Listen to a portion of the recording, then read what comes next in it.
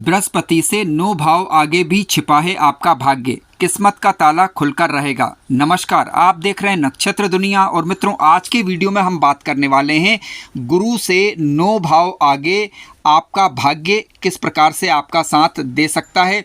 गुरु से 9 घर आगे वाले भाव से संबंधित किन बातों का ध्यान रखकर आप जीवन में भाग्य वृद्धि का लाभ ले सकते हैं।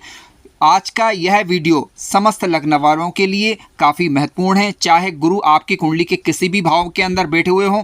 तो आज के वीडियो को जानकर आप अपने जीवन में जिस भाव पर गुरु की नवी दृष्टि पड़ रही है उस भाव से संबंधित कुछ साधारण उपाय करके भाग्य वृद्धि का लाभ ले सकते हैं, अपने जीवन में तरक्की अर्जित कर सकते हैं। यदि आप चैनल पर नए हैं तो चैनल को सब्सक्राइब अवश्य करें, वीडियो ज्ञानवर्धक लगे तो लाइक भी करें। आइए शुरू करते हैं। मित्रों, आप सभी जानते हैं कि जीवन में कर्म की प्रधानता कही गई है, यानी जीवन में जितना आप कर्म करेंगे, जिस मात्रा में कर्म करेंगे और जिस तरीके से कर्म करेंगे उसका प्रतिफल मिलता अवश्य है। परंतु आपने कई बार देखा होगा कि कर्म करने की जिज्ञासा हर व्यक्ति में रहती है, हर व्यक्ति किसी न किसी रूप में कर्म करता ही है। कई बार आपने देखा होगा क्या कोई व्यक्ति परिश्रम पूर्वक, नियम पूर्वक अपने कर्म को करते चला जाता है, लेकिन इसके बाद भी उसको उस मात्रा में प्रतिफल नहीं मिल पाता जिसकी वह उम्मीद कर रहा होता है। तो इसके पीछे उसका भाग्य का साथ होता है। आप सभी जानते हैं कि हम भाग्य का विचार कुंडली के 90 भाव के स्वामी और गुरु को देखकर करते हैं। परंतु आज के वीडियो का हमारा मूल मकसद थोड़ा हटके है, यानी आज के वीडियो में हम गुरु की स्थिति के अनुसार भाग्य का लाभ किस प्रकार से लिया जा सकता है उस पर चर्चा करने वाले हैं। मित्रों, आप सभी जानते हैं कि काल पुरुष की कुंडली के हिसाब से कुंडली का 9वां भाव आपका भाग्य भाव कहलाता है, और भाग्य भाव की कुंडली में शुभ स्थिति और भाग्येश की कुंडली में शुभ स्थिति भाग्य में बल वृद्धि करती है। काल पुरुष की कुंडली के हिसाब से 90 भाव के स्वामी ग्रह गुरु ही माने जाते हैं। गुरु का कुंडली के अंदर शुभ होना, शुभ भावों के अंदर बैठना, मजबूत होकर बैठना, यह दर्शाता है कि जातक को समय पर भाग्य का लाभ मिल पाएगा। लेकिन मान लीजिए कि आपकी कुंडली किसी अन्य लग्न की हो तो 90 भाव के स्वामी की स्थिति और गुरु की स्थिति आपको देखना होती है। परंतु आज के वीडियो में हम प्रत्येक लग्न, यानी किसी भी लग्न की चाहे आपकी कुंडली हो, गुरु ग्रह जिस भी भाव के अंदर बैठे हुए हैं वहां से 90 भाव की स्थिति पर हम विचार करेंगे, ताकि आप ये समझ पाएं कि किस प्रकार से भाग्य वृद्धि का लाभ लिया जा सकता है।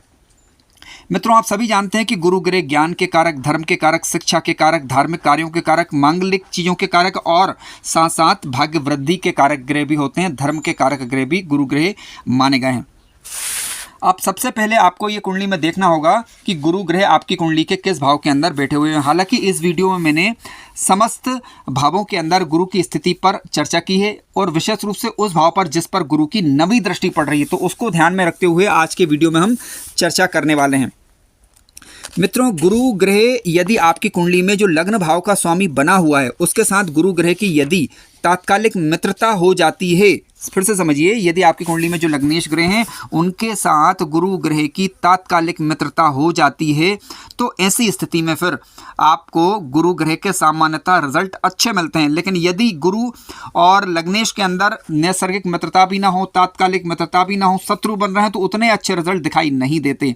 इस बात को थोड़ा सा याद रखिएगा। और इसके अलावा गुरु ग्रह जिस भाव के अंदर, जिस राशि में बैठे हुए हैं उसका स्वामी ग्रह यदि मजबूत स्थिति में, शुभ स्थिति में होता है, तब भी गुरु ग्रह के आपको अच्छे फल देखने को मिलते हैं। इसके विपरीत यदि गुरु ग्रह जिस भाव के अंदर बैठे हुए हैं उसके भाव का स्वामी पति, यानी जिस राशि में बैठे हुए उसका राशिपति यदि कमजोर अवस्था में हो जाए, खराब स्थिति में हो जाए, तो गुरु ग्रह के फल जो है कमजोर पड़ जाते हैं।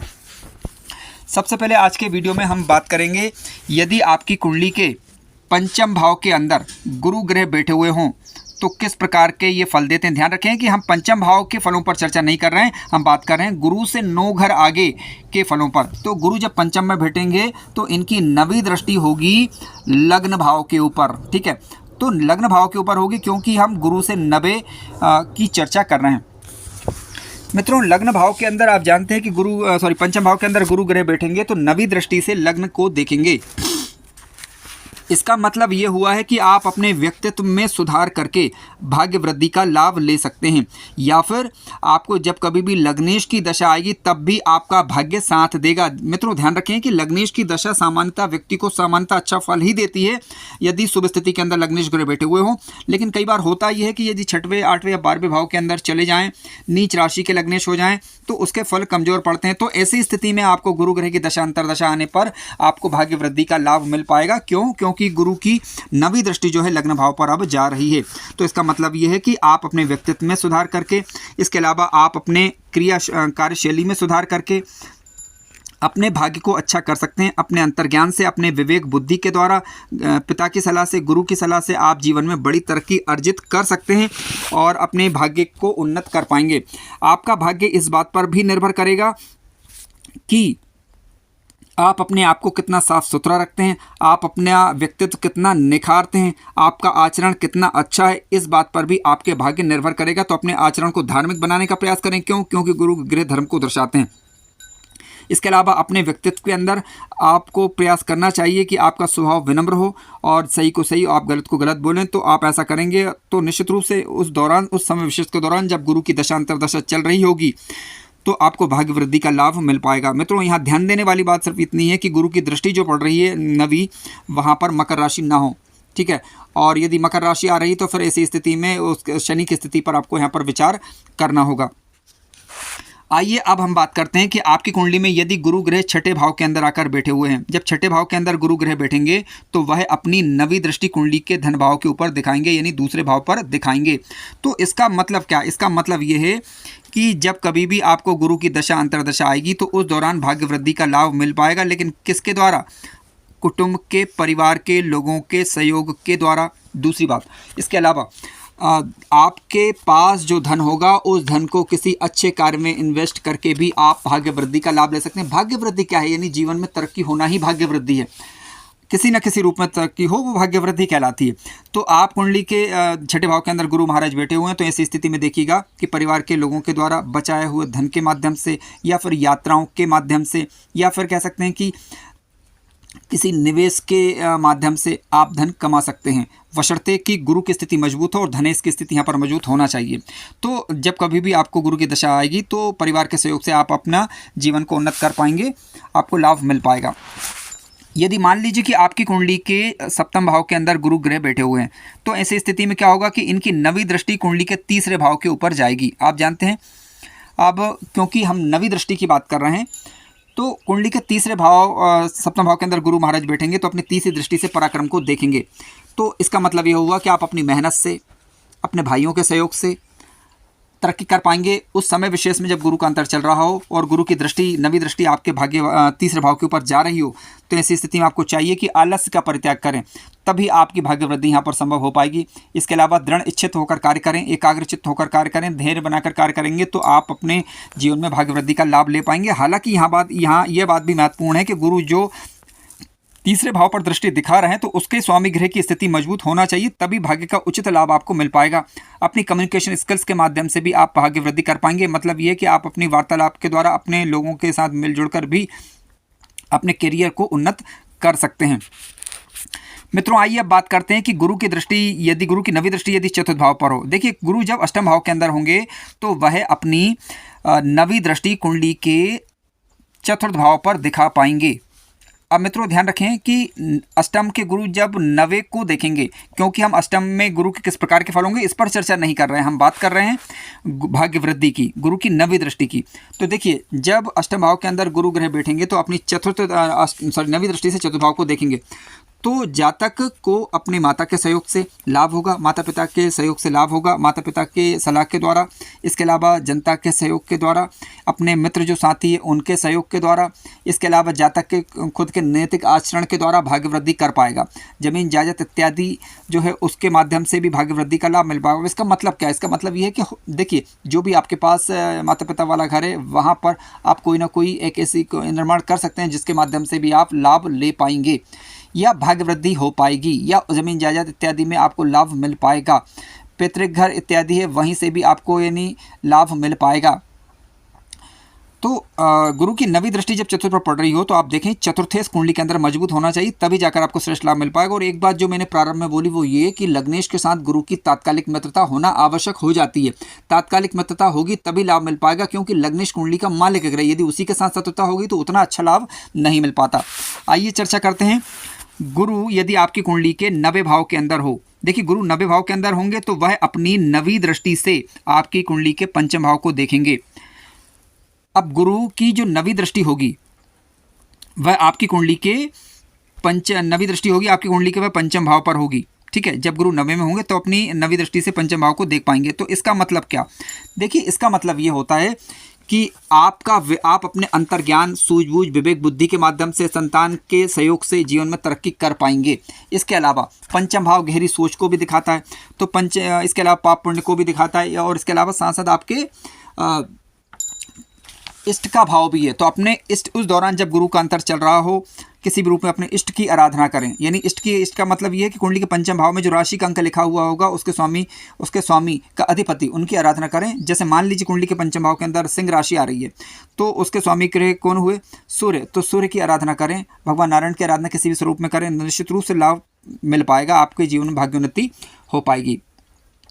गुरु की नवी दृष्टि पंचम भाव पर आपके अंतर्ज्ञान को जागृत करेगी, जिसके द्वारा आप अपने विवेक बुद्धि से भी जीवन में तरक्की कर पाएंगे। तो और पंचम भाव के स्वामी यानी सूर्य की स्थिति बलवान हुई तो आपको उस समय विशेष में भाग्य वृद्धि का लाभ मिल पाएगा। मित्रों आइए बात करते हैं, यदि आपकी कुंडली में गुरु ग्रह 10वें भाव के अंदर बैठे हुए हों तो अपनी नवी दृष्टि से वह कुंडली के 6ठे भाव को देखेंगे। देखिए गुरु की दृष्टि जो 6ठे भाव पर जाएगी, अब 6ठे भाव पर गुरु दृष्टि दिखाएंगे 10वें भाव में बैठकर। तो क्योंकि हम 10वें पर चर्चा नहीं करेंगे, हम बात कर रहे हैं भाग्य वृद्धि की। देखिए 6ठे भाव के स्वामी कोई शुभ ग्रह हो और गुरु की दृष्टि मित्रवत यदि कुंडली के 6ठे भाव पर है और गुरु का लग्नेश के साथ तात्कालिक मित्रता यदि हो जाती है तो क्या होगा, शत्रु से भी लाभ आपको मिल पाएगा, कंपटीशन इत्यादि से आपको जो है लाभ मिल पाएगा। इसके अलावा आप किसी न किसी रूप में कोई मुकदमा या कोई दिक्कत परेशानी जीवन काल के दौरान यदि हुई तो उससे भी आपको जो है लाभ मिल पाएगा। ये गुरु की स्थिति बताती है। हालांकि यहाँ पर 6ठे भाव के स्वामी की स्थिति शुभ होना चाहिए। इसके अलावा क्योंकि 6ठा भाव रोग ऋण शत्रु वाला भाव भी, अगर शत्रुवत दृष्टि हुई तो कहीं ना कहीं ये आपको स्वास्थ्य संबंधी परेशानियों की तरफ संकेत करती है। तो मित्र ध्यान रखिए कि कुंडली में ही गुरु ग्रह योग कारक होना चाहिए, और अगर मित्रवत दृष्टि है तो निश्चित रूप से शत्रुओं से भी लाभ होता है, ऐसा देखा गया है। आइए बात करते हैं, गुरु यदि आपकी कुंडली के 11वें भाव के अंदर हो तो उनकी नवी दृष्टि आपके 7वें भाव पर जाएगी।